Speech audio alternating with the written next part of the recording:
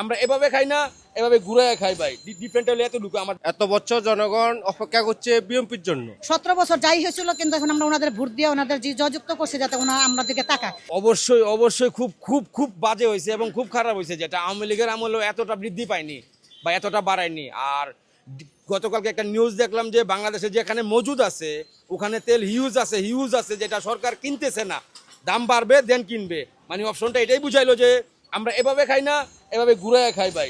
Different হলে এতটুকু আমার যতটুকু ধারণা। আর এই দাম বৃদ্ধির ফলে প্রত্যেকটা দ্রব্যাদির মূল্য বৃদ্ধি পেয়েছে বাজারে।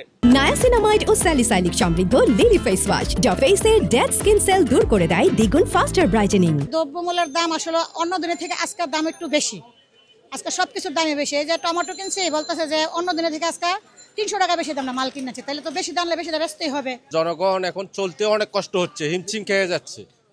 এখন যদি আপনার সরকার যদি এগুলোর দিকে গুরুত্ব না দেয় তাহলে জনগণ যাবে কার কাছে?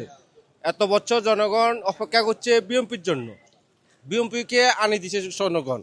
এখন বিএনপির প্রয়োজন জনমূল্য যত যা আছে সবগুলা একটু কমাইয়ে আনার, সবাইকে এটা অন্তর্ভুক্ত হতে হবে, তাহলে দেশের জনগণ বিএনপিকে সামনে আরো চাবে। অবশ্যই বাড়তি। আগে ছিল যেমন মনে করেন 2 টাকা বাড়া, এখন মনে করেন যে 3.5 টাকা হয়ে গেছে এক লাফেই, যেটা মানে বলার কিচ্ছু নাই। আর কাকে বলবো, বলার মতো কাউকে খুঁজে পাচ্ছি না যে বলবো। এই আর কি আমাদের পরিস্থিতি। আমরা না পারতেছি বলতে, না পারতেছি সইতে। মধ্যবিত্ত তো একদমই হ্যাং খায় রয়েছি আমরা সবাই। এখন যদি সরকার যদি এগুলো একটু নজর দেয়, যে পেট্রোল পাম্পগুলোর মধ্যে যে সমস্যাগুলো হইতেছে এগুলো যদি একটু নজর দেয়, তেলের দামটা কমলে, পেট্রোলের দামটা কমলে মনে হয় যে আমাদের দ্রব্যমূল্যের দামটা একটু কমে আসবে। কারণ গাড়ি ঘোড়ার এই তেলের দাম বাড়ার কারণে গাড়ির খরচ বেশি দিয়ে আমাদের এই যে তরকারির মধ্যে দামটা একটু বেশি বাড়িয়ে গেছে দ্রব্যমূল্যের উপরে। এটা যদি সরকার চেষ্টা করলে পারবে। বাজারে অবশ্যই প্রভাব পড়েছে, আপনার সবকিছুর দামে চড়া হয়ে গেছে। কোন জিনিসটা আপনি যেটা পারে সেটা কি আর কমাইতে পারে না, সেটা বাড়তেই থাকে। এখন দেখা যাচ্ছে আপনি কোম্পানি যদি 2 টাকা বাড়া, পাবলিক আরো দেখা যাচ্ছে ব্যবসায়ীরা আরো 5 টাকা বাড়ায় ফেলছে।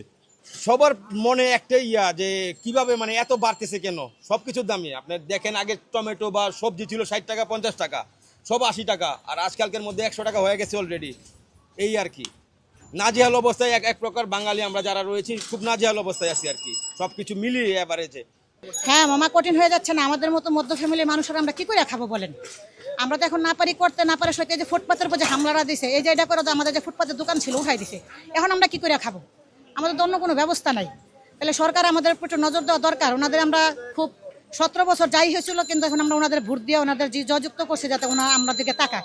কিন্তু উনি তো আইসে এখন যা শুরু করে দিছে এরকম করলো তো মামা সবারই আমাদের কষ্ট।